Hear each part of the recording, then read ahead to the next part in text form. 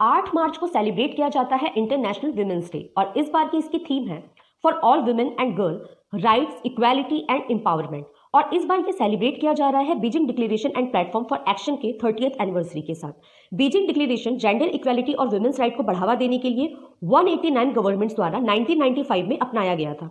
इसे 1995 में चीन के बीजिंग में महिलाओं पर आयोजित 4th वर्ल्ड कॉन्फ्रेंस में अपनाया गया था। बीजिंग प्लेटफॉर्म फॉर एक्शन के 12 इंपॉर्टेंट एरियाज ऑफ कंसर्न है women and poverty, education and training of women, women and health, violence against women, women and armed conflict, women and the economy, women in power and decision making, institutional mechanisms for the advancement of women, human rights of women, women and the media, women and the environment and the girl child। अंतर्राष्ट्रीय महिला दिवस महिलाओं के लिए सार्वजनिक स्थानों की पहुंच और समावेशिता पर ध्यान केंद्रित करता है, जो लैंगिक समानता का एक अक्सर अनदेखा किया जाने वाला पहलू है।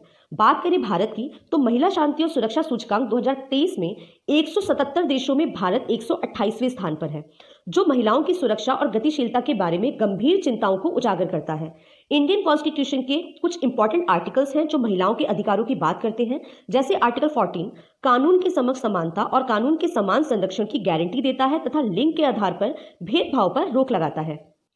आर्टिकल 15 का क्लॉज 3 राज्य को महिलाओं और बच्चों के लिए विशेष प्रावधान बनाने की अनुमति देता है। आर्टिकल 16 सार्वजनिक रोजगार के मामलों में समान अवसर प्रदान करता है। आर्टिकल 39 का क्लॉज डी पुरुषों और महिलाओं दोनों के लिए समान कार्य के लिए समान वेतन की बात करता है।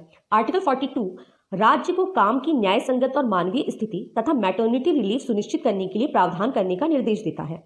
अंतर्राष्ट्रीय महिला दिवस यानी 8 मार्च से 2 दिन पहले संयुक्त राष्ट्र की यूएन विमेन द्वारा जारी की गई एक रिपोर्ट के अनुसार वर्ष 2024 में दुनिया के लगभग 25 देशों में महिला अधिकारों में गिरावट आई है। यह रिपोर्ट बीजिंग में 30 साल बाद महिला अधिकारों की समीक्षा शीर्षक से जारी की गई है।